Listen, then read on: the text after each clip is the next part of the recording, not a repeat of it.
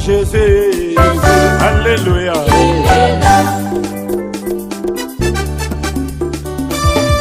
Il est là-haut dans sa parole. Il est là-haut dans sa parole. L'ange du Seigneur parmi nous dans ses messagers. Il est là-haut dans sa parole. Mettons chaque chose à sa place, l'effet descendra. Il est là-haut dans sa parole.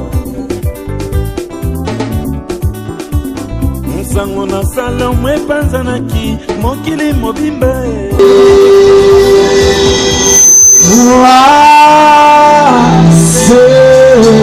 Jésus est là.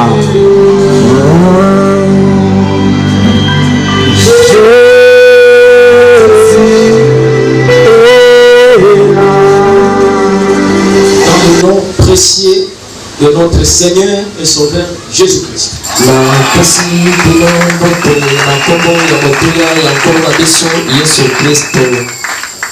Je crois que je prie à me présenter ce matin.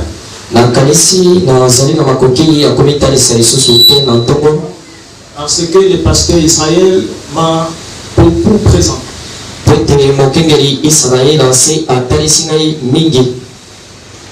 Mais je voudrais vous transmettre encore une fois de plus les salutations. Le frère Joseph Branham.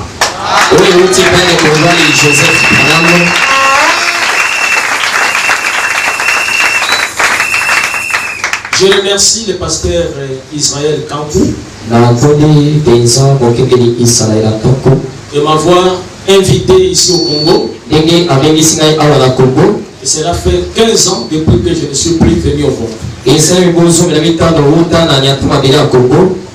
j'ai vu le travail qu'il a fait. C'est un travail formidable. Et je demanderai à l'Assemblée de l'acclamer.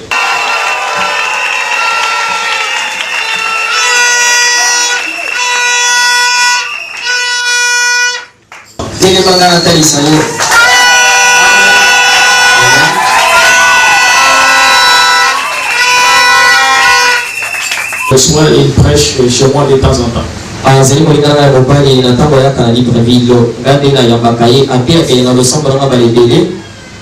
Je remercie aussi la présence de mon jeune frère Sylvain. Et je ne peux pas vous mentir, mon épouse est là. Pour moi, c'est le meilleur chant. Pour moi. Quand il ouvrit le 7e sceau, il y eut dans le ciel un silence d'environ une demi-heure. Inclinons nos têtes pour la prière. Dieu est tout-puissant. Toi qui as créé les cieux et la terre. Toi qui as envoyé Jésus-Christ sur la terre. Et il nous a rachetés à la croix. Mais il n'avait pas achevé la rédemption. Parce que ce n'était pas encore le temps de la fin.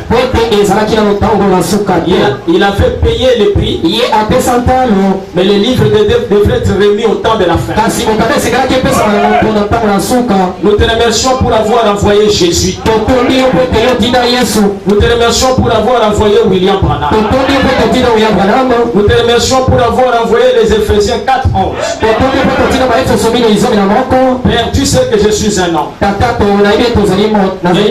Et il n'y a rien de bon dans l'homme. Je te prie de venir ce matin, de mettre l'homme de côté, et que toi-même tu viennes au travers de l'homme pour parler à ton Père. S'il y a des gens qui sont malades ici, je te prie de les guérir. S'il y a des gens qui ne sont pas sauvés, je te prie de les sauver. Bénis les pasteurs de l'église. Bénis aussi le tabernacle. Au nom de Jésus-Christ. Amen. Nous sommes en train de parler de ce grand sujet, le 7e psaume. Vendredi, Et samedi, les grands hommes de Dieu sont passés ici au stade. Et ils nous en ont parlé. Mais vous savez que le 7e saut est tellement vaste. Mais si nous devons en parler, il faut l'éternité. Parce que Frère Branham dit que le 7e saut met fin au temps. Donc si on veut parler du 7e saut, il faut entrer dans l'éternité. Mais nous allons essayer d'aborder quelques aspects ce matin ici. Frère Branham dit que le 7e saut a son début dans la Genèse. Parce que vous savez que si on prêche une doctrine, le prophète dit, pour que cette doctrine soit vraie, elle doit commencer de la Genèse et se terminer à l'Apocalypse. Et le 7e saut débute dans la Genèse. Et Frère Branham dit ici, dans le message du 7e saut, paragraphe 78, dès le commencement, dans la Genèse, c'est 7e. C'est 7e saut. Il en est question. Depuis le tout début de la Genèse, selon Frère Branham, le 7e saut commence dans la Genèse. Mais il ne nous a pas dit c'est où. Mais nous allons le découvrir. Amen. Amen. La caractéristique du 7e saut, c'est le silence. Amen. Amen. Et comme Frère Branham dit qu'il débute dans la Genèse, nous pouvons retrouver le 7e saut. Et le 7e saut commence dans la création. Amen. Amen. Si nous prenons la création, Dieu était en train de créer le premier jour. Il a dit que la lumière soit. Amen. Amen. Et la lumière fit. Et quand il termine la création, la Bible dit il y a un soir, il y a un soir et il y a un matin. C'était le premier jour. Quand il a créé le deuxième jour, il y avait le même langage. Il y un soir et il y a un matin. C'était le deuxième jour. Amen. Amen. Le troisième jour, il a créé la terre et la mer. Quand il a terminé, il a dit il y a un soir et il y a un matin. C'était le troisième jour. Le quatrième jour, il a créé les luminaires, l'étoile, le soleil et la lune. Et quand il a terminé, il a dit il y a eu un soir et il y a eu un matin. Et le quatrième jour. Le cinquième jour, il a créé les poissons, les animaux, les oiseaux. Et on dit il y a un soir et il y a un matin. C'était le cinquième jour. Le sixième jour, il dit créons l'homme à notre image. Amen. Amen. Et il créa l'homme à son image. Et la Bible dit il y a un soir et il y a un matin. C'était le sixième jour. Dans le message Shalom, Frère Branham dit que le septième saut, c'est le changement de symphonie. Amen. Le septième saut est caractérisé par le silence. Et Frère Branham dit que ça commence dans la Genèse. Et nous remarquons Dans la Genèse, et nous allons considérer Dieu comme un architecte, un constructeur. Et c'est ce que la Bible même nous dit. Abraham cherchait une cité dont le constructeur et l'architecte était Dieu. Donc Dieu est un constructeur. Dieu est un architecte. Revenons maintenant au commencement. Prenons l'exemple qu'il construit une maison. Et nous pouvons entendre le bruit du marteau. Le premier jour, nous pouvons entendre le bruit de la scie. Le deuxième jour, nous pouvons entendre le bruit jusqu'au 6e jour. Mais au 7e jour, on n'entend plus rien. Le 7e jour, il y a un silence. Et on dit, Dieu se reposa. Amen. Il y a un silence dans la Genèse au ciel. Amen. Et la Bible dit, Dieu se reposa. Et William Branham dit, il se reposa dans le jardin de Dieu. Il se reposa physiquement. Amen. Alors que nous voyons que le 6e jour, il avait déjà créé l'homme. Et le 7e jour, il se reposa. Et il y a eu un silence dans le ciel, mais il n'y avait pas un silence sur la terre. Parce que sur la terre, Adam était en train de travailler. C'était le 7e jour. Dieu avait pris son repos. Et il est venu se reposer dans l'homme. Il s'est reposé dans Adam. Adam a donné les noms à tous les animaux. Et je voudrais vous faire remarquer que chaque animal que Dieu avait créé avait déjà les noms prédestinés. Et Adam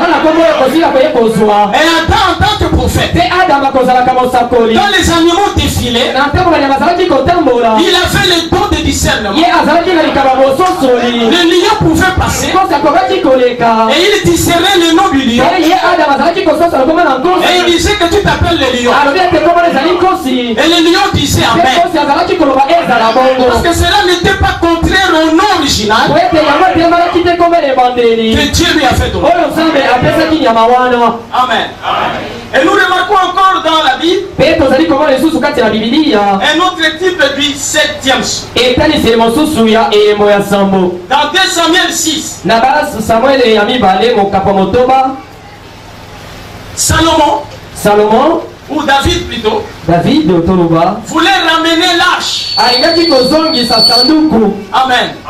Et vous savez que la première fois, il avait échoué parce qu'il n'avait pas suivi le conseil du prophète. Il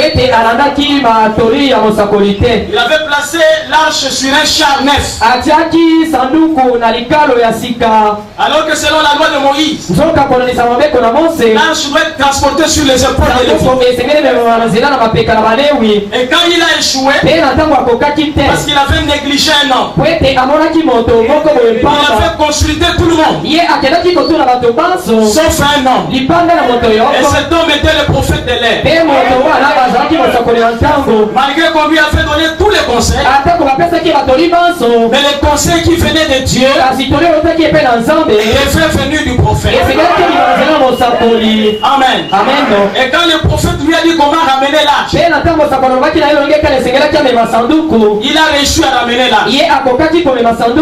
Mais quand on transportait l'arche, les sacrificateurs posaient 6 pas. 6 pas, et il s'arrêtait et il sacrifiait l'agneau. On pouvait entendre le bruit des pas. Les 6 pas, le premier pas, le deuxième pas, le troisième pas, le quatrième pas, le cinquième pas, le sixième pas, et il y avait Amen. Et dans ce silence, on pouvait entendre l'agneau béni. C'était le changement de symphonie. Amen. Et frère Le septième son met fin à la continuité. Fait une rupture à la continuité. Il y avait une certaine tradition. Et une certaine manière de faire. Une certaine manière d'adorer. Une adoration traditionnelle pendant les âges.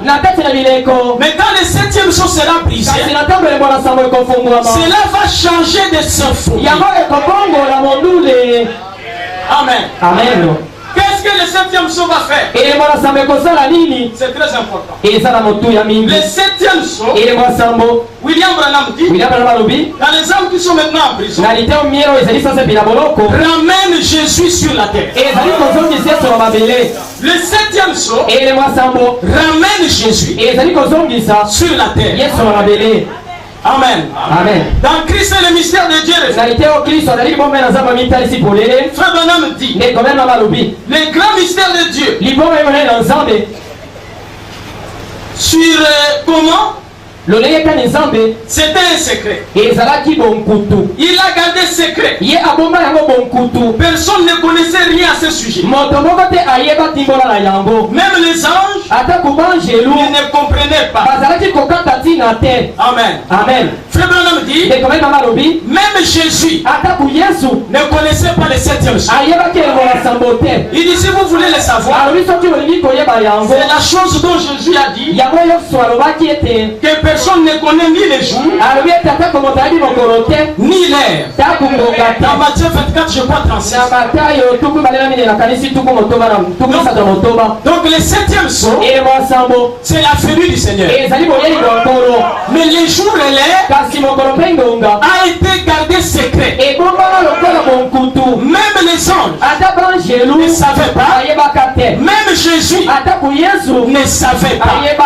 Amen. Amen. Et frère Branham dit, après sa mort et sa résurrection, il a dit, je suis venu du Père et je retourne au Père. Et quand il est retourné au Père, il a eu la connaissance de sa seconde venue. Le prophète dit, nous ne savons pas comment il viendra et quand il viendra. Comment c'est la manière. Quand c'est le temps. Amen. Amen. Jésus, quand il était sur la terre, il ne savait pas quel est le corps qu'il utilisera lors de sa seconde vie. C'est ça le septième son.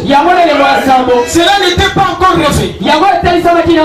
Mais quand il est devenu la colonne de feu, il a eu la connaissance. Et il est venu transmettre cela à Jean.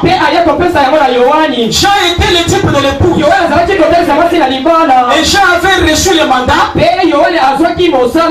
tout écrit. Mais quand les sept tonnerres ont fait entendre leur voix, il allait écrire et on lui a dit, ne l'écris pas.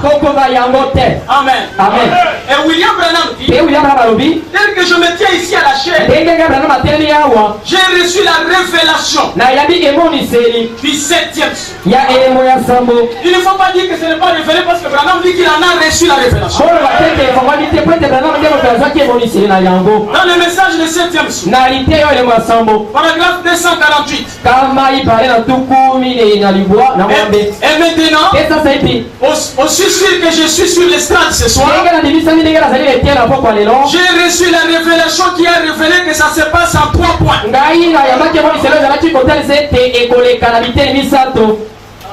Amen. William Branham dit qu'il a reçu la révélation.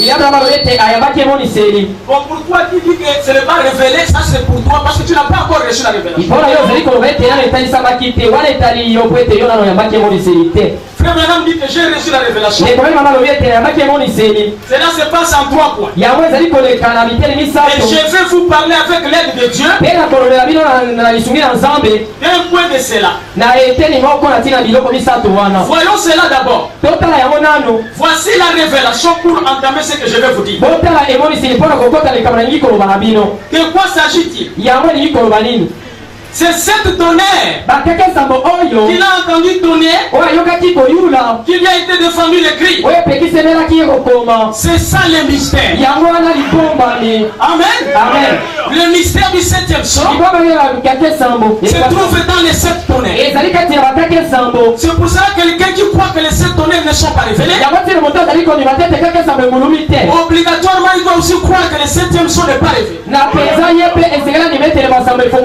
C'est ça le mystère. Il repose derrière ces 7 tonnerres. Ces 7 tonnerres consécutifs. Et le prophète dit, quand les 7 tonnerres ont grondé, il y avait 7 coups. Il dit les 7 coups, c'est comme si Dieu épelait quelque chose. Et vous savez que si on doit épeler, Dieu devait épeler un nom. Et il a fait 7 coups pour épeler ce nom. Donc ça devait être un nom avec 7 lettres. Amen. Et Jean voulait écrire. On lui a dit n'écris pas. Et William Branham dit, Daniel aussi a entendu les 7 tonnerres. Amen. Si vous lisez dans la Bible, il n'est pas dit que Daniel a entendu les 7 tonnerres. Mais William Branham dit, dans Apocalypse livre de Somme, Daniel a entendu les 7 tonnerres. Il lui a été dit de ne pas l'écrire. Mais il a été dit à Daniel que ces 7 tonnerres, ces 7 voix seront révélées à la fin des temps, à la véritable église. Amen. Si vous recevez les 7 tonnerres et vous croyez aux 7 tonnerres, c'est la preuve que vous êtes la véritable église. Si vous n'êtes pas la véritable église, amen, vous ne pouvez pas recevoir les 7 tonnerres. Dans Apocalypse chapitre 5, deuxième partie, Frère Branham dit que ces derniers des sceaux, le 7e, lorsqu'il est ouvert, il se trouve dans Apocalypse 10.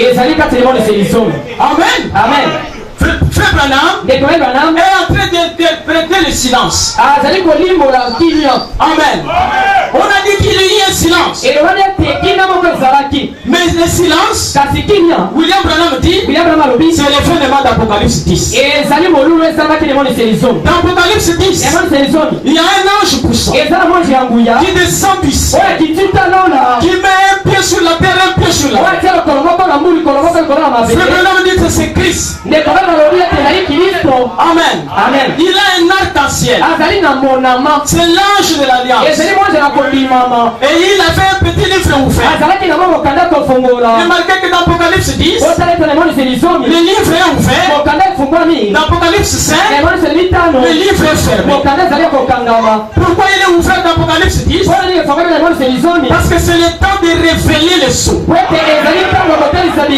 Amen. Dans le message de la pêche, Frère Branham dit que souvenez-vous mes amis, lorsque cet ange puissant descend, le 7e ange est sur la terre au moment de cette vie. Amen. Il faut que le 7e ange soit sur la terre. Qui est le 7e ange? C'est William Marion. Amen. Vous remarquerez que le son est mystérieux. Frère Branham dit que lorsqu'il y a eu un silence dans le ciel, qu'est-ce qui s'est passé? Il dit les anges, amen, avaient arrêté la hâte. Les anges ont refusé d'adorer. Pour la première fois que les anges ont refusé d'adorer. Parce que les anges ne peuvent pas adorer n'importe quoi. Jésus a dit à la femme samaritaine, vous adorez ce que vous ne connaissez pas. Mais nous adorons selon ce que nous connaissons. Amen. Et les anges ne connaissaient pas le mystère du 7e jour. Ils ont refusé d'adorer. Vraiment, on dit que c'est pour la première fois dans l'histoire de la création que les anges arrêtent leur âme. Le mystère était tellement grand. Et frère Branham dit, les anges ont eu une crainte respectueuse. Ils ont dit, nous ne pouvons pas adorer. Pourquoi les anges ont arrêté? Parce que le Dieu Tout-Puissant a fait changer de forme. Parce que le Dieu Tout-Puissant a fait quitter le ciel. Et quand il arrive sur la terre, il était un homme. Un homme avec des chapeaux de coton. Alléluia. Il était dans un panier. Le mystère a dépassé les hommes. C'était le mystère de la seconde venue. Pour la première venue, les anges n'avaient pas arrêté la âme parce qu'ils connaissaient le mystère. Et Gabriel avait annoncé le mystère. Et Gabriel pouvait leur expliquer que vous pouvez descendre, continuer à adorer. Amen. C'est ce qu'Esaïe a annoncé. Il connaissait le mystère de Jésus. Il savait que Jésus était Dieu. Il savait qu'il est né virginalement. Il savait qu'il était la parole. Et les anges sont descendus. Ils ont fait une constellation. Ils ont chanté pour Jésus. C'était la première fois. Mais lors du 7e jour, c'est la seconde venue. Dieu vient dans un panier. Alléluia. Et les anges ont fermé la hâte. Ils ont dit, nous ne comprenons pas. Nous ne pouvons pas adorer Dieu dans un panier. Nous ne pouvons pas comprendre ce mystère. Alléluia. C'est pour cela la Bible dit, lorsqu'on a pris les livres, on a chanté un cantique nouveau. C'est un cantique qui ne se sentait pas avant. Qui est digne de prendre les livres et d'en rompre les sceaux. C'est-à-dire que l'adoration va changer. On va parler de celui qui est digne. Celui qui est digne, c'est Jésus-Christ. Mais pour ouvrir les sceaux, il a utilisé Branham. Donc aujourd'hui, pour l'adorer, les cantiques que nous faisons, c'est croire en Jésus, croire en Branham. Jésus a dit, Branham a dit, et Jésus a dit, il y a plusieurs domaines dans le domaine de mon Père. Si cela n'était pas, je vous l'aurais dit. Je m'en vais vous préparer une place. Je reviendrai, je vous prendrai avec vous. Afin que là où je suis, vous y soyez aussi. Écoutez maintenant attentivement. Il croyait en Dieu. Croyez. Alléluia. Aujourd'hui, chaque approche, nous devons le dire de cette manière. Croyez en Jésus. Croyez en Jésus.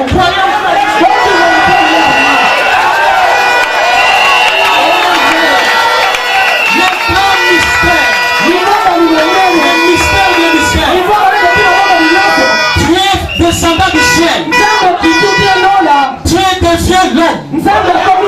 L'homme devient Dieu.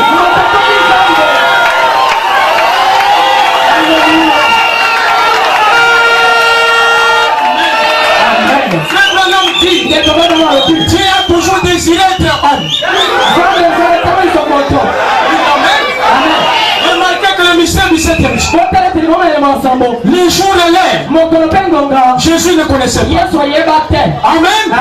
Mais je voudrais vous montrer quelque chose. Le jour là, ce n'est pas un jeudi. Ce n'est pas un vendredi. Le jour est un an.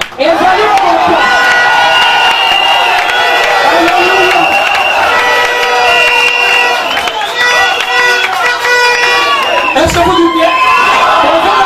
Vous doutez de cela? Lorsque Jésus discutait avec le pharisiens.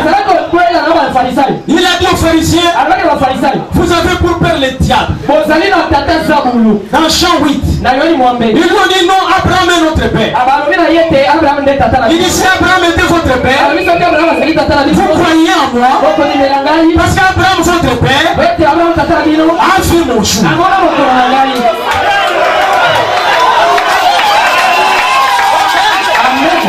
votre père a fait mon chou.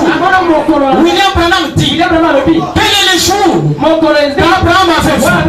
Et cela a troublé les Juifs. Les Juifs ont dit, tu n'as même pas encore 50 ans. Et tu n'es que très vieux Abraham. Et il déclara, avant qu'Abraham fît, Jésus.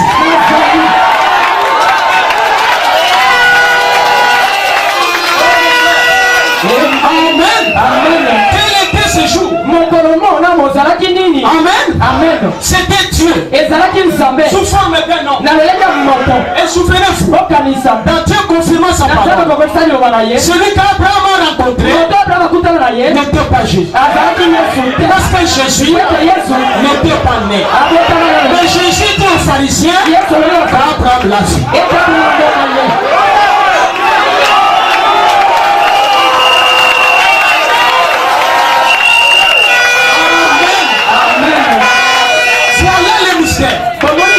Il n'était pas encore né, mais il dit qu'Abraham l'a vu. Amen. Amen. L'homme qui était devant Abraham, Abraham l'a appelé Elohim. Amen. Amen. Mais remarquez le mystère. Le corps ne venait pas du ciel. Amen.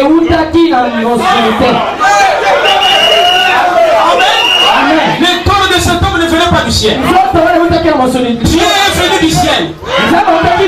Pour Dieu, pas une portion. La plénitude de Dieu était descendue sur la terre. Il a trouvé un corps. Il a formé, amen. Il a formé la poussière de la terre. Dieu est tempé. Pour qu'Élohim puisse visiter Abraham, il fallait une association.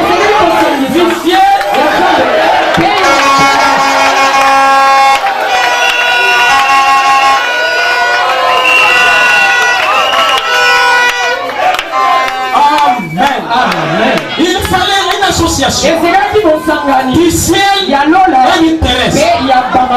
Et l'homme est allé chez Abraham. Il lui a donné un signe. Quel était le signe? Le discernement de pensée. Parce que le discernement de pensée, c'est un signe messianique qu'aucun pasteur il manifeste le Fils de l'homme.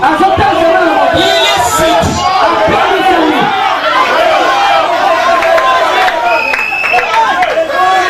Amen. Le septième saut, c'est la seconde venue du Seigneur.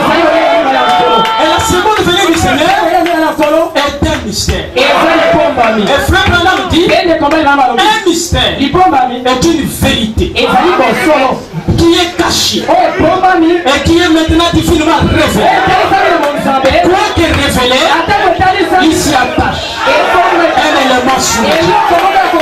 Et l'élément surnaturel fait en sorte que les prédicateurs disent que le septième son n'est pas révélé. Amen. Amen. Oh mes frères, écoutez-moi très bien. William Branham dit qu'il n'y a que 3 races des hommes sur la terre: les Juifs, les Samaritains et les païens. Qui sont les gens? Et lorsqu'il est venu pour la première fois, il n'a pas été envoyé au chantier. Amen. Il a été envoyé aux Juifs et aux Samaritains. Amen. Et quand il était chez les Juifs, les Juifs disaient qu'il était un Samaritain. Et quand il était en Samarie, les Samaritains disaient que tu es un Juif. Amen. Ce sont les deux peuples qui devraient les recevoir. Oh, mettez votre manteau spirituel maintenant.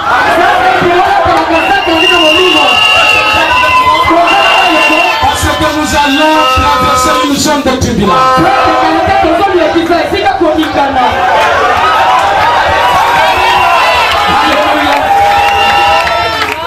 Amen.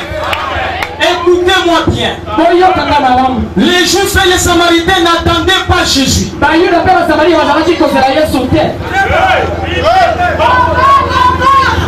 Voilà l'église. Les Juifs et les Samaritains attendaient le Messie. Pas Jésus. Amen. Remarquez. Lorsque Philippe a appelé Nathanaël, Philippe a dit à Nathanaël, nous avons trouvé celui dont le prophète a parlé. Jésus, le fils de Joseph. Il a bien cité le nom de Jésus, le fils de Joseph.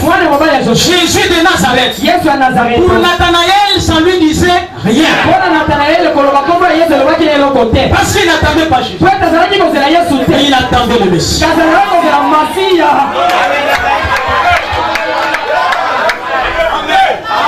Et Nathanaël lui dit, Philippe lui dit plutôt, viens et vois. Quand Nathanaël arrive devant Jésus, Jésus le regarde. Voici un juif dans lequel il n'y a point de fraude. Et il dit, où m'as-tu connu, Seigneur? Il dit à Nathanaël, quand tu étais sous les figues, j'étais vu. Nathanaël dit, tu es le Messie. Ce n'est pas l'affaire de Dieu.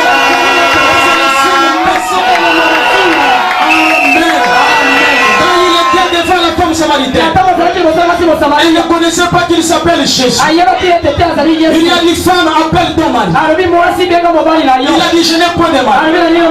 Il dit, tu as dit vrai. Amen. Tu en as eu 5. Celui que tu as maintenant. Donc le 6e.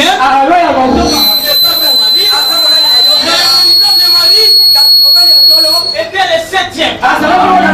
Et le 7e, c'était Dieu.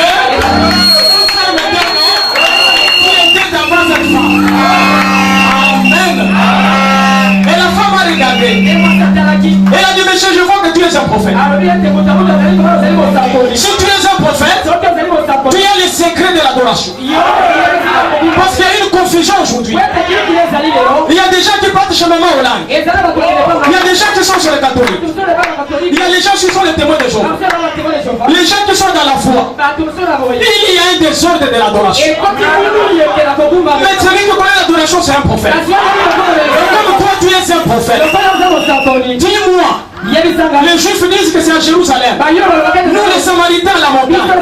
Mais toi, qu'est-ce que tu dis? Et Jésus a disqualifié les deux liens d'adoration. Amen. Ça ne sera ni à Jérusalem, ni sur la montagne. Mais les vrais adorateurs adoreront les pères. Adoreront les pères. L'adoration, c'est les pères. Alléluia. On n'adore pas les fils, on adore les pères. Amen. On adore les pères. Et les principes de l'adoration, c'est Moïse qui l'a commencé. Quand le peuple était en Égypte, Dieu dit à Moïse, monte ici. Je te montrerai un tabernacle. Quand tu descends, construis-moi un tabernacle selon les modèles. Tu as vu aussi. Dieu voulait commencer l'adoration. Il sait qu'on ne peut pas l'adorer sans tabernacle. Amen. Et quand Moïse a construit le tabernacle, la nuée est venue, est allée dans les saints des saints. Et quand la nuée est entrée dans les saints des saints, Moïse a dit au peuple, vous pouvez adorer. Les Philistins ne pouvaient pas comprendre. Il dit, Israël adore la tente. Israël adore le pot de blaireau. Mais Israël n'adorait pas le pot de blaireau.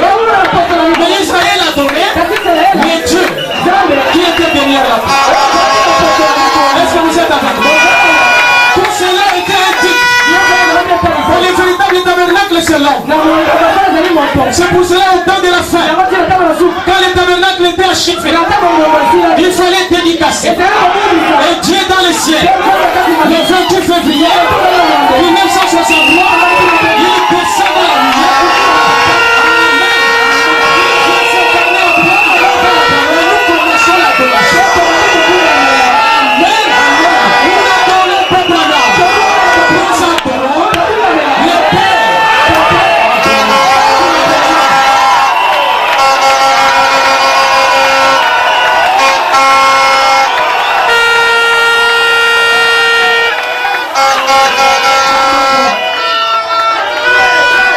N'est-ce pas merveilleux?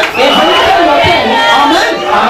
Le prophète William Branham, il est pour nous ce que Moïse était pour Israël.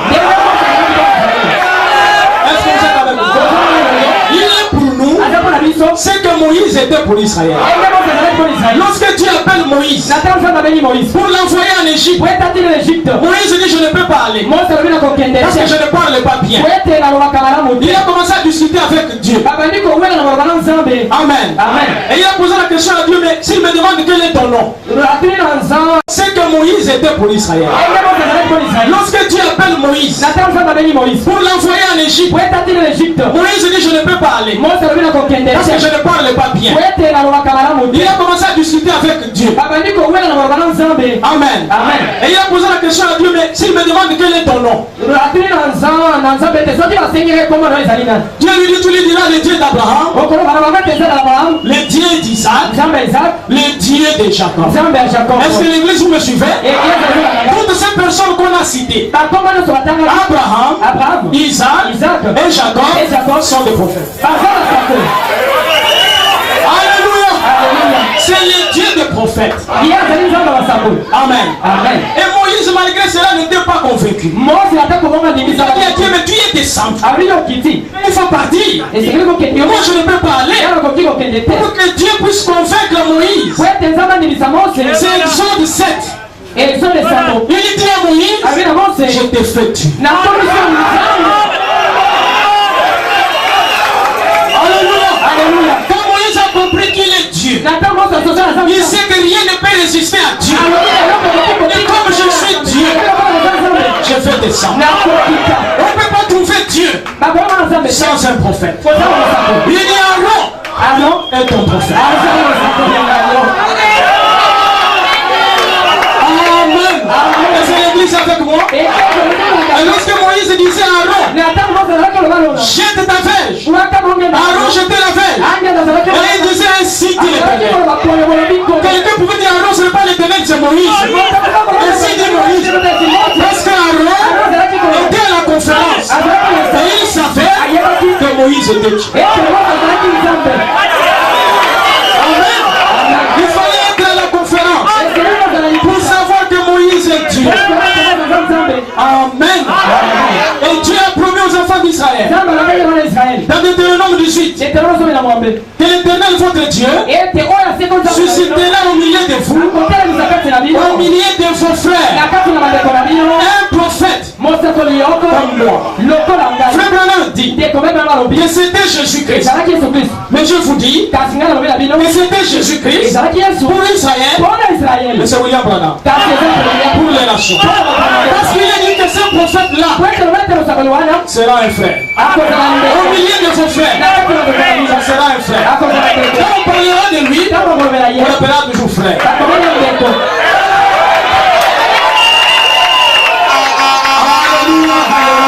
Amen. Oh, je voudrais vous amener quelque part. Dans ce 7e saut. Et quand ils arrivent dans le désert, Amen. Regarde, Moïse part sur la montagne pour prendre les 10 commandements. Le peuple reste avec Aaron. Il demande à Aaron de faire un veau d'or. Et Dieu se met en colère. Vous voyez lire ça du code d'Exode 32. Dieu se met en colère. Il dit à Moïse: dépêche-toi, ton peuple a péché. Amen. Moïse regarde, dit mon peuple a péché. Et Dieu lui dit, je vais le détruire et de faire un autre peuple. Pour que, amen, tu puisses marcher avec eux jusqu'en Canaan. Comme Dieu avait dit à Moïse que c'était son peuple. Moïse a dit, comme c'est mon peuple, tu dois te repentir de chercher à détruire mon peuple.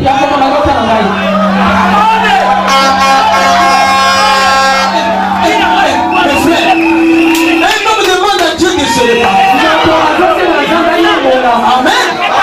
Et quand tout marche très très bien, Dieu dit que c'est son peuple. Mais lorsqu'il y a des erreurs, il dit que c'est le peuple de Dieu. Amen. Et Dieu était obligé. La Bible dit que Dieu s'est repenti. Amen. Frère Branham dit, cette écriture m'a beaucoup dérangé. Comment Moïse pouvait corriger Dieu? Amen. Et vous savez qu'il a donné beaucoup d'arguments à Dieu. Premièrement, il a dit à Dieu, tu t'es vanté devant les Égyptiens que tu les amènes en Canaan. Maintenant, quand tu vas les tuer dans le désert, les Égyptiens vont se reconnaître. Il dit c'est un Dieu faible. Ah, Dieu a dit ça, c'est un très bon argument. Je ne veux pas être faible. Amen. Je ne veux pas être faible. Dieu s'est repenti. Branham dit, ce n'était pas Moïse, c'était Christ.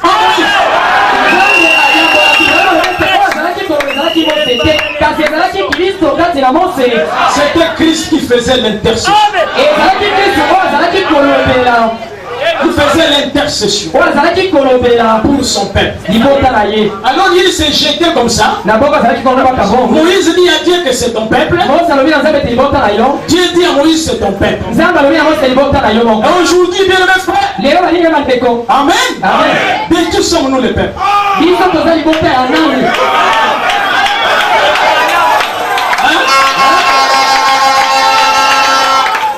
Amen.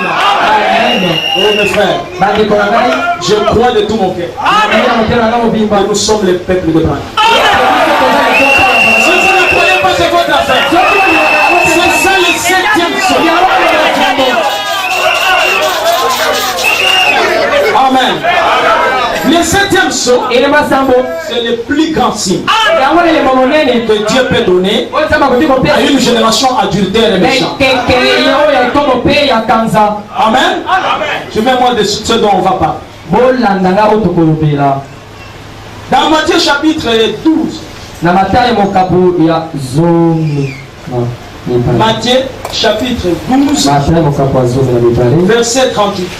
Vous êtes fatigué? Oui. Oh, d'accord. Matthieu chapitre 12.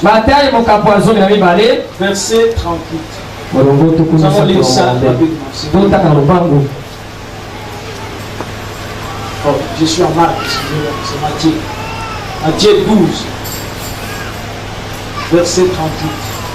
Nous allons voir quelque chose là. Très intéressant. En rapport avec le 7e saut. 38. Alors quelques-uns des scribes et des pharisiens prirent la parole. Et dirent, maître, nous voudrions te voir faire un miracle. Il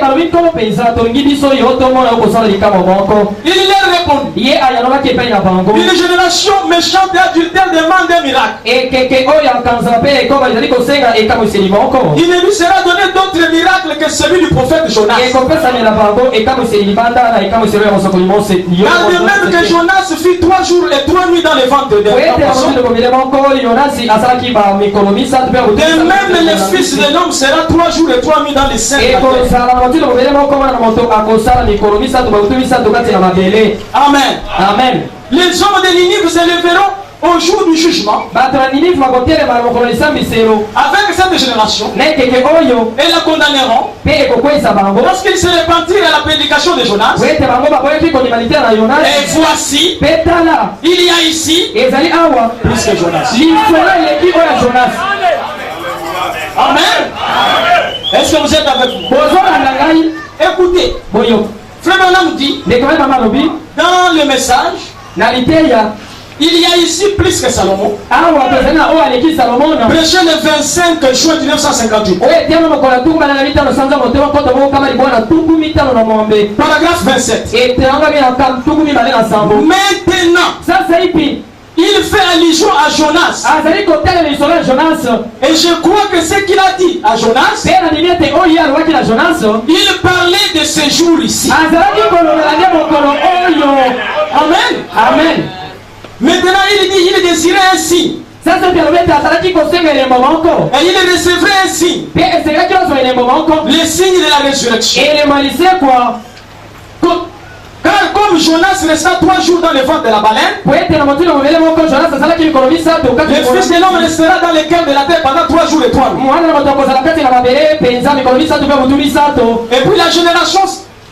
Et puis la résurrection serait le signe pour cette génération méchante et adultère.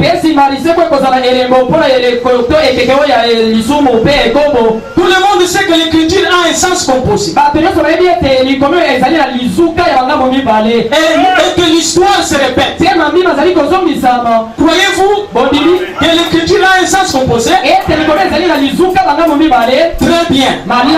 Les signes qui est le plus grand signe de n'importe quel signe, c'est le signe de Jonas. Jésus a marché sur les eaux. Il a multiplié le pain. Amen. Il a fait toutes sortes de miracles.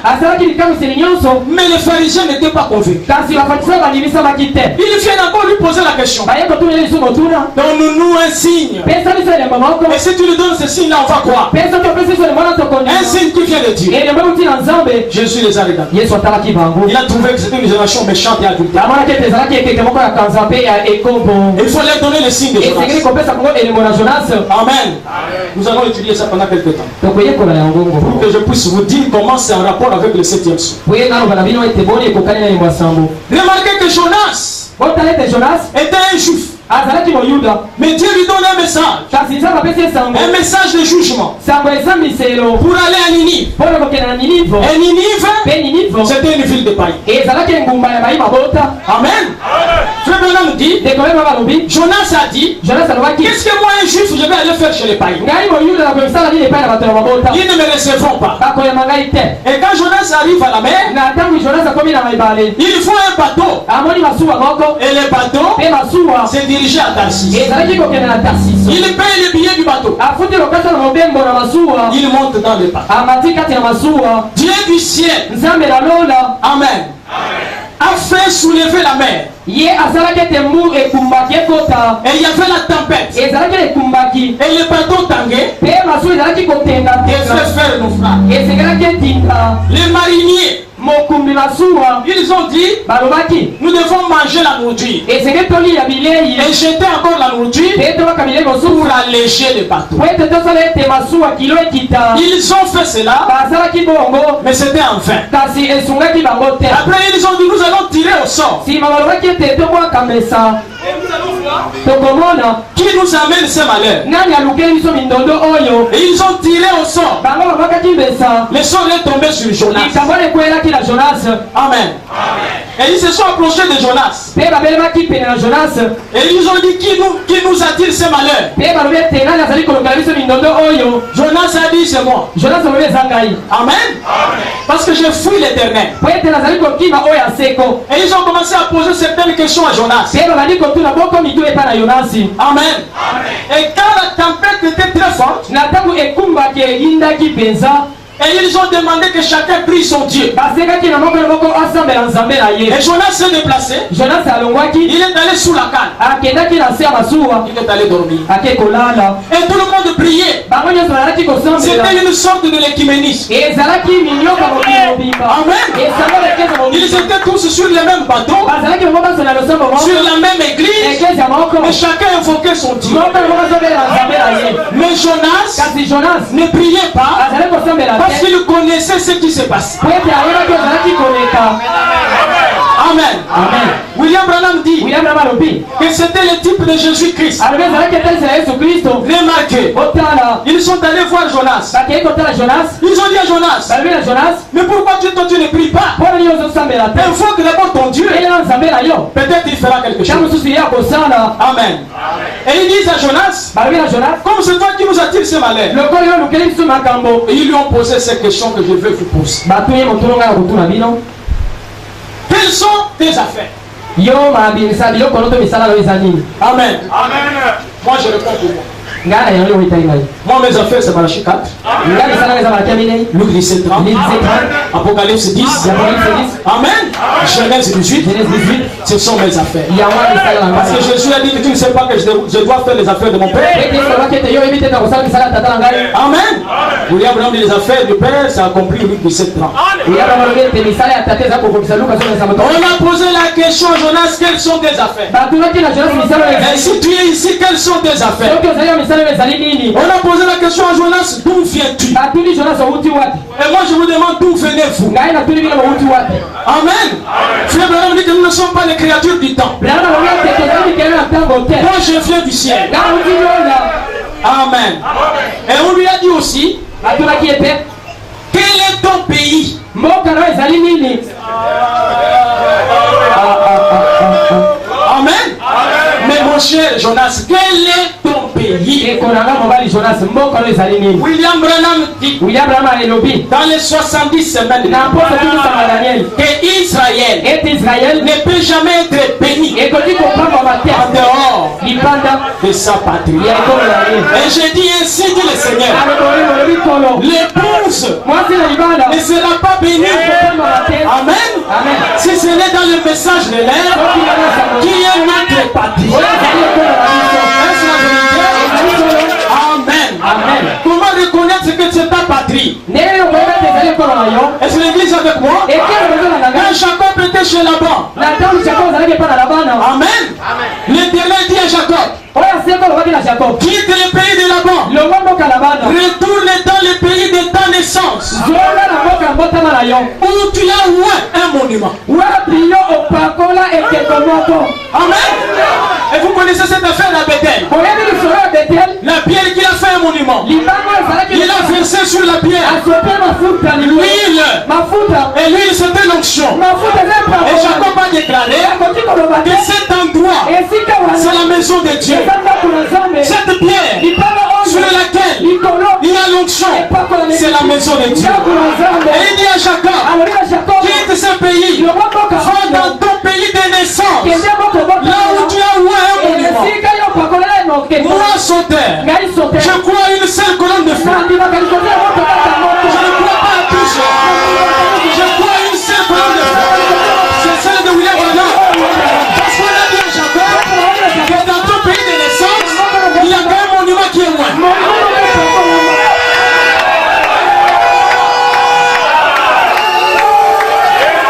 Oh mes frères, oh, s'il y a des gens qui ont des colonnes de feu ici, c'est pour vous. Hein?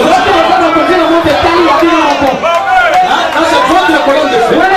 Je ne suis pas contre. Mais là où je suis né, dans mon pays de naissance, on a oint un monument.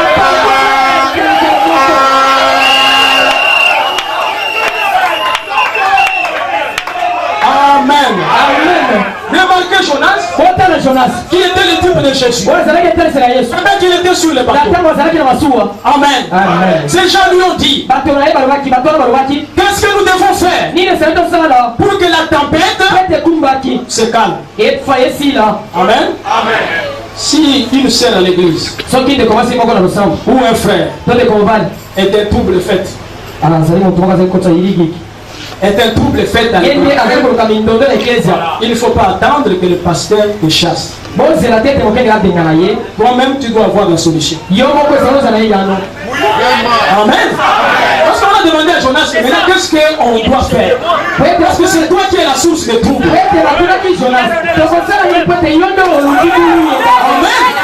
Il n'a pas dit on délivre Satan, on délivre Satan. Il dit non. Qu'est-ce qu'on doit faire? Alléluia.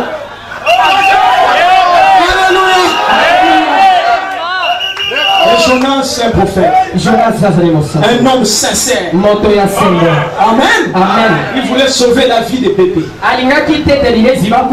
Des bébés qui étaient sur le bateau. Les femmes enceintes. Il était le type de Jésus-Christ. Il a accepté lui-même. C'est de lui-même à aller à la croix pour sauver nos vies. On ne l'a pas forcé. Il a accepté lui-même. Et Jonas a dit, jetez-moi dans la mer. Amen.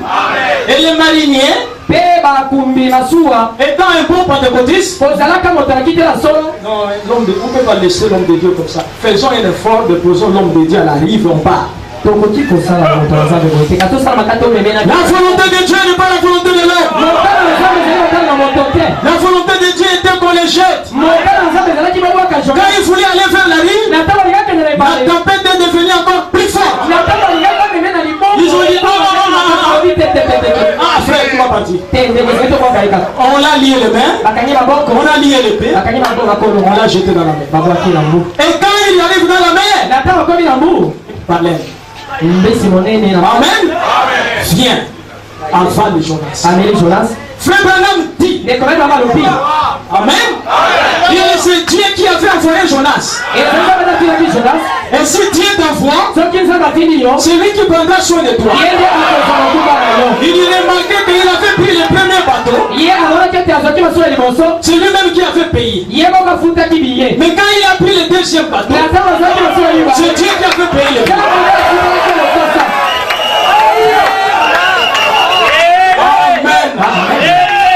Et la baleine.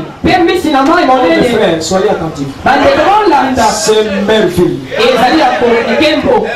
Amen. J'avais prêché le même message à Kentucky dernièrement quand j'étais à Kentucky. Et j'ai lisé une citation. L'endroit où je prêchais, c'est l'endroit où Frère Branham avait prêché ce message.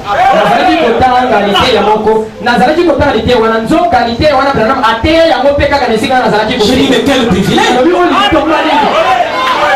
Amen. Amen. Et vous savez, Frère Branham raconte une histoire. Qu'il y a une fille qui allait à l'église. Alors l'un incrédule l'a rencontré. Il a dit, ma petite fille, tu es chrétienne? Il dit oui, je suis chrétien. Il dit oh, la Bible raconte n'importe quoi. Il dit non, mais la Bible c'est la parole de Dieu. Il dit ma fille, tu...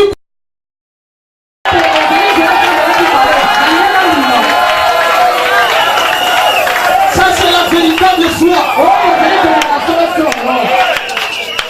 Amen. Amen. Oh, écoutez bien mes frères. Parce que c'est le plus grand signe. Amen. Frère Branham dit, la baleine, c'était Jésus dans le cercueil. Amen. On a enseveli dans la terre. Amen. Et la baleine était en train de se déplacer. Écoutez, je vais vous dire une chose. Amen. Frère Branham dit, il y a ici plus que Salomon. Paragraphe 33. Vous savez ce que fit Dieu? Il doit avoir mis un réservoir d'oxygène ou quelque chose là-dedans.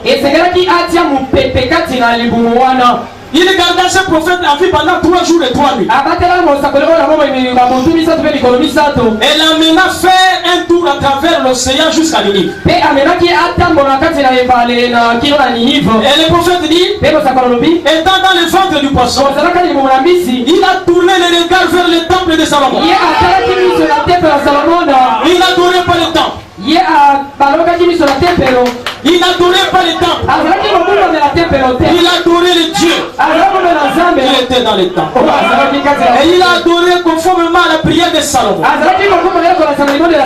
la nuée descend, Salomon a dit, peu importe là où se trouvent tes enfants, s'il a un problème, et il prie, les yeux tournés vers le temple, toi du haut des cieux, exauce la prière. Mon frère Branham dit, beaucoup de gens aujourd'hui prient, Ils prient.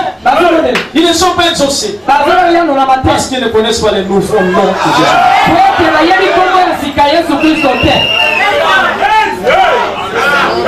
Je n'ai pas dit que c'est faux.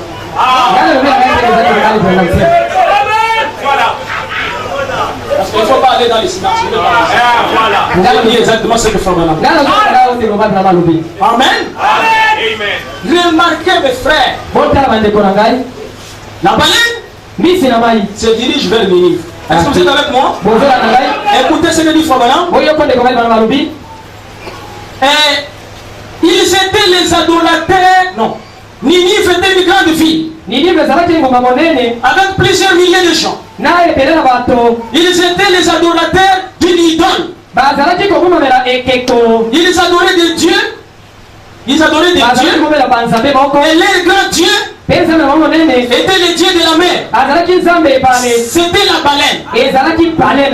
Amen. Remarquez que cette baleine-là, Dieu ne l'a pas choisi par hasard. C'était le Dieu des Ninivites. Amen.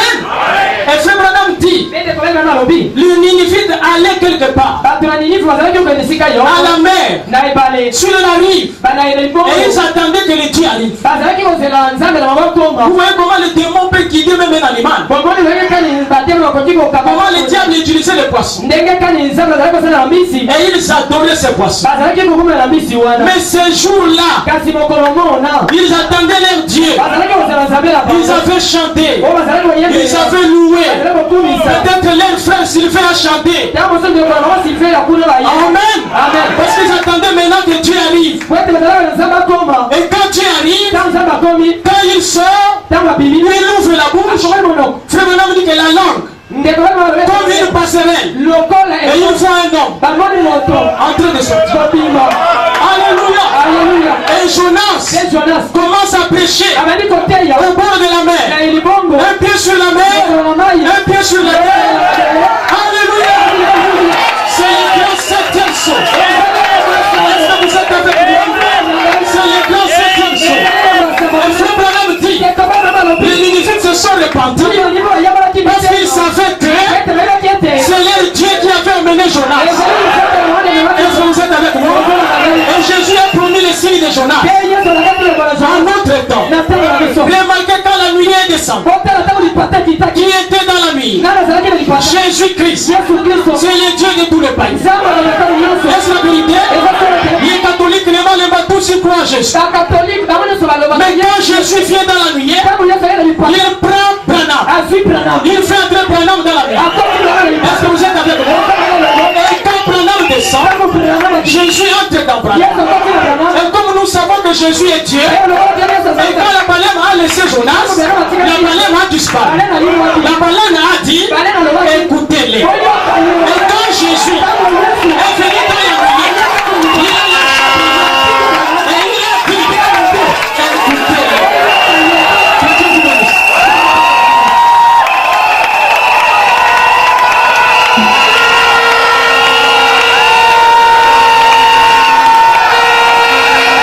Le plaisir de vous avoir si nombreux devant vos petits écrans pour suivre une fois de plus notre émission.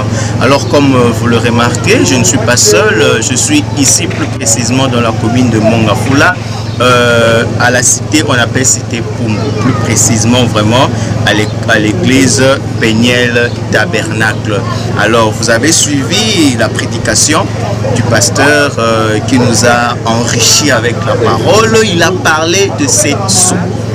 Il est avec moi, mais avant tout, avant que nous puissions débattre sur les 7 sceaux, je vais d'abord passer la parole au révérend pasteur. Il va se présenter, il va nous dire qui il est, et après nous allons passer la parole ensuite au pasteur prédicateur, et puis nous allons entrer dans le vif du sujet.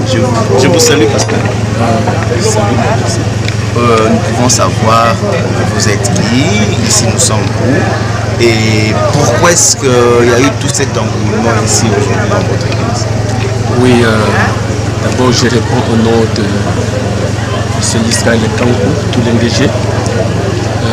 Je suis pasteur ici à l'église de Péniel Tabernacle, où Dieu nous a placés Donc c'est situé dans la commune de Mongafula, précisément à Matadi-Mayo, cité Bumbu.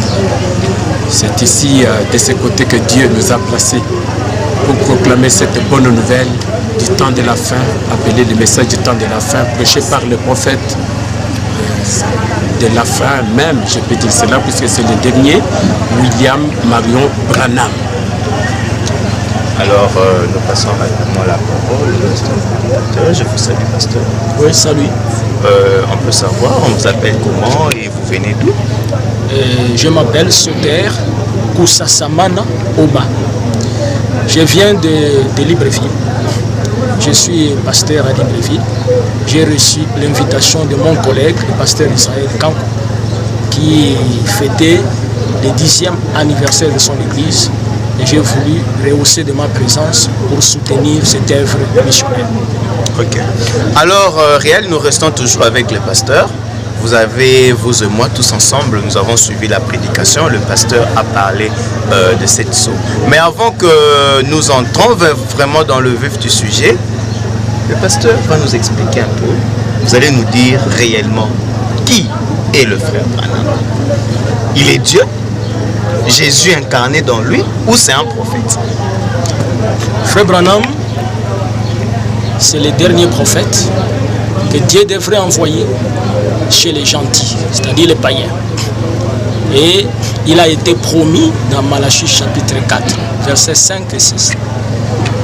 Voici, je vous enverrai Élie, le prophète, avant que le grand jour de l'Éternel n'arrive. C'est le dernier prophète. Et comme vous savez que les gentils attendent la seconde venue du Seigneur. Et le Seigneur, pour venir en Israël pour la première fois, il avait besoin d'un corps. Il y a eu une naissance de Jésus-Christ.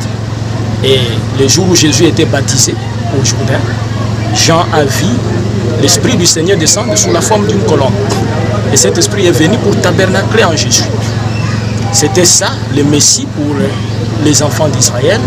Et Branham, en ces derniers temps, il était prophète, il a joué des ministères. Le premier ministère, c'est le ministère d'Élie, le prophète, pour préparer l'épouse. Et le deuxième ministère, comme lui-même le dit, c'est le ministère de Jésus-Christ, de la manifestation du Fils de l'homme. Okay. Voilà. Alors, et Branham lui-même, c'est un prophète, il n'est pas Dieu. Alors, Branham n'est pas prophète, il n'est pas Dieu, il est prophète d'après le pasteur. Et, chers amis, nous avions entendu le 7 sceaux. Pasteur, vous pouvez nous expliquer un peu, expliquer à l'opinion qui est en train de vous suivre, les 7 sceaux, c'est quoi? Les 7 sceaux, ce sont les mystères que Dieu a cachés dans la Bible et qu'il devrait révéler au temps de la fin. Et Jésus, quand il était sur la terre, il a parlé des 6 sceaux. Aujourd'hui, nous avons parlé sur le 7e sceau. Jésus avait parlé des 6 sceaux. Et vous verrez que dans les sceaux, quel était le mystère? C'est reconnaître l'Antichrist dans les derniers jours. Parce que les sceaux révèlent l'Antichrist. Le premier sceau, il est sur le cheval blanc, c'est l'Antichrist. Quand vous prenez le deuxième sceau, il change de cheval, il prend le cheval roux. C'est toujours le même Antichrist, mais qui est dans une phase où on lui donne l'épée pour pouvoir amener la guerre. Et ça, c'est la période où il y a eu des martyrs de chrétiens qui sont morts par l'Église catholique romaine. Et après cela, nous voyons qu'il y a le 3e sceau où les cavaliers tiennent une balance. Branham dit c'est le sceau de la famille. Donc en bref, le sceau, c'était révéler l'Antichrist. Parce que vous ne pouvez pas recevoir Christ si vous n'avez pas la révélation de l'Antichrist. Il est dit par Jésus dans Matthieu 24 que plusieurs faux prophètes viendront. Et il y aura des faux Christ. C'est la raison pour laquelle Dieu brise les sceaux pour nous révéler l'Antichrist, afin que quand Christ vient, nous puissions le connaître. Ok, pasteur, nous prenons congé de vous pour quelques minutes. Nous revenons au pasteur Israël. Pasteur, nous avions toujours appris que le 7e sceau n'est pas encore révélé. Et vous aviez laissé le pasteur nous dire aujourd'hui que le 7e sceau est déjà révélé. Alors, qu'est-ce que vous allez dire? Vous savez, comme l'homme de Dieu vous l'avait présenté là-bas, que les 7 sceaux sont des choses cachées, qui sont cachées, mais révélées divinement. Alors, le prophète Branham montre que malgré la révélation, il reste quelque chose, un élément surnaturel. C'est cet élément-là que beaucoup de gens n'ont pas compris. Et pour connaître cet élément surnaturel-là, il faut que Dieu vous le révèle. D'abord, le 7e sceau, comme nous l'avons vu, c'est le sceau du silence. Dieu se révèle. Et quand vous sondez bien les Écritures, frère Branham dit, quand vous prenez le message, par exemple, aujourd'hui cette écriture est accomplie. Il est dit, Apocalypse 10, 1 à 7, accompli sous vos yeux. Or, quand vous regardez dans Apocalypse 10, 1 à 7, on parle de mystère. On parle de mystère. Et le prophète Branham l'écrit dans sa prédication, les heures du temps de la fin, il dit que les 7 sceaux sont ouverts. C'est lui qui est notre absolu. Nous l'appelons absolu, pourquoi? Puisque c'est lui l'arbitre. Quand Dieu veut parler, il utilise la bouche d'un prophète. Et le prophète dit que les 7 sceaux sont ouverts. Il n'a pas dit 6, il dit 7. Alors nous répétons que les 7 sont ouverts. Alors, pas seulement 6, les 7. Alors, personne. Il y a beaucoup de prophètes dans le monde. Mais je voudrais dire que parmi tous les prophètes, il doit y avoir un vrai prophète. Et moi, je lance un appel que William Branham est un véritable prophète parce que scientifiquement aux États-Unis, on a prouvé la présence de la lumière sur lui. Et la lumière, c'est ce que Moïse a rencontré. Et c'est ce qui a amené Moïse en Égypte. C'est la même lumière que Paul avait rencontrée. C'est la même lumière que Jean-Baptiste avait vue au-dessus de Jésus. C'est la même lumière qui a suivi William Branham. Donc le véritable prophète au temps de la fin, c'est William Branham. Et que les gens se répandent et qu'ils croient ce message ici, qu'ils ne puissent pas avoir peur que nous adorons Branham, nous n'adorons pas Branham, nous adorons Jésus-Christ. Branham nous a enseigné que le plus grand mystère que Dieu lui a révélé, c'est de savoir que le Jésus de l'Ancien Testament, non, le Jéhovah de l'Ancien Testament, c'est Jésus-Christ dans les Nouveaux. La divinité suprême de Jésus-Christ. Amen. Que Dieu vous bénisse. Amen. Alors, fidèles téléspectateurs, avant que nous ne puissions boucler cette interview, cette émission, puisque nous sommes reçus par le prophète Israël, le pasteur Israël, nous n'étions pas seuls. Vous voyez que le révérend vient de Gabon et je veux devoir inviter le pasteur qui vient de Brazzaville. Lui, il va venir au plateau pour qu'avec lui, nous échangeons encore un tout petit peu avant que nous puissions boucler notre émission. Alors, nous disons directement bonjour au pasteur. Bonjour pasteur. Bonjour mon frère. Vous allez bien? Très bien, par la grâce de Dieu. Ok. L'opinion congolaise qui nous en difficulté sont en train de vous suivre aujourd'hui. Vous allez devoir vous présenter, nous dire réellement où vous êtes qui. Et à Brazzaville, vous êtes dans quelle église? Et qu'est-ce que vous savez du prophète William Marion? Merci pour cette opportunité. Je réponds au nom de pasteur Bonheur Santé. Je viens de Brazzaville. Notre église s'appelle le Rocher des Âges Tabernacle. Et nous annonçons, nous essayons de proclamer le message de William Marion Branham. Et au sujet de ce que le pasteur, la prédication que nous avons tous écoutée sur le 7e sceau, pour être bref, pour ne pas être prolixe, le 7e sceau, il y a eu le pasteur a longuement commenté, ce sont nos aînés. Et le 7e sceau, William Branham résume ça tout simplement en disant que c'est le sceau des sceaux. C'est le sceau qui l'a beaucoup intrigué. Quand le premier, le deuxième, le quatrième, le cinquième, jusqu'au 6e sceau ont été ouverts, Ces sceaux ne l'ont pas intrigué comme étant le 7e sceau. Le 7e sceau a été le sceau des sceaux qui a intrigué toute la vie. Et c'est ce sceau qui renfermait tous les ministères. Alors, révérend, vous allez vraiment confirmer, parce que partout ailleurs dans les dénominationnels, ils disent que le 7e sceau n'est pas encore. Alors, vous le confirmez? Nous le confirmons au travers de ce que a dit Malachi 4 qui est William Marion Branham, parce que c'est lui la voix autorisée pour Dieu aujourd'hui. Aujourd'hui, nous, on peut se donner le titre de pasteur, de révérend, de tout ce que nous voulons, mais nous sommes des Éphésiens 4, nous répétons, nous n'avons pas un message, nous répétons ce que le prophète majeur de l'âge, William Branham, a dit. Et William Branham confirme, il affirme, il dit que le 7e sceau a été révélé. D'ailleurs, tous les sceaux ont été révélés parce que tous les mystères qui avaient été laissés en suspens de la Bible, Moïse, quand il écrivait la Genèse, Moïse n'avait même pas toute la teneur de ce qu'il disait. Daniel et tous les différents prophètes, même Jean lui-même dans l'Apocalypse, en écrivant l'Apocalypse, il n'avait pas la teneur. Il regardait des choses, mais il n'avait pas les détails. Mais quand le 7e sceau a été ouvert et apporté par la révélation de Malachi 4, William Marion Branham, nous avons tous les détails de la vision et nous avons l'identification. Parce que le 7e sceau, c'était de nous ramener à la position originelle, de ramener l'homme, tout ce qu'il avait perdu pour Adam, et de nous restaurer, que nous devions des Adams, un homme avec le pouvoir, un homme avec l'infaillibilité, qui ne tombe pas malade, qui n'a pas de problème, qui est un homme qui est Dieu. Puisque la Bible dit, j'ai fait de vous des dieux, cependant vous tombez malade. Et quand nous avons, le 7e sceau, c'est la parole, l'ouverture de la parole.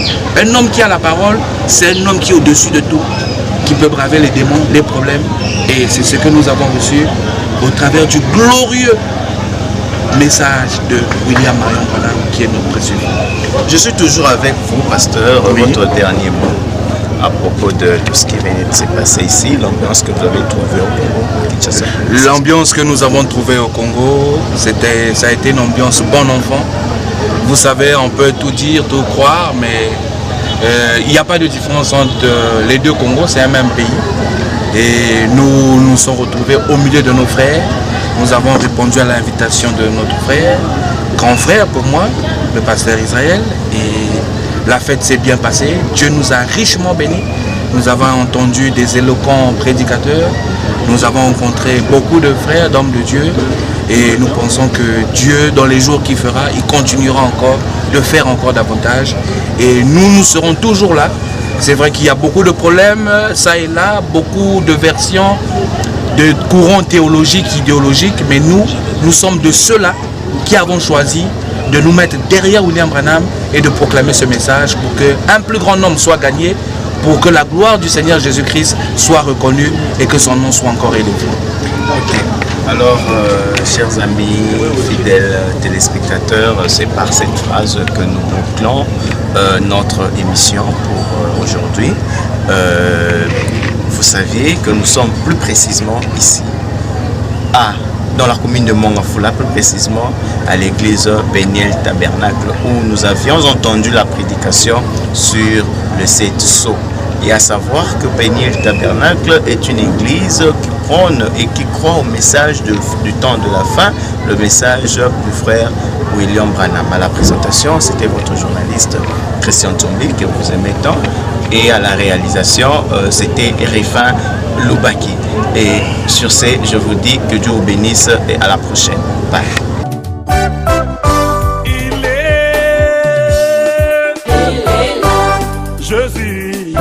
Alléluia, chacun semble Jésus. Alléluia.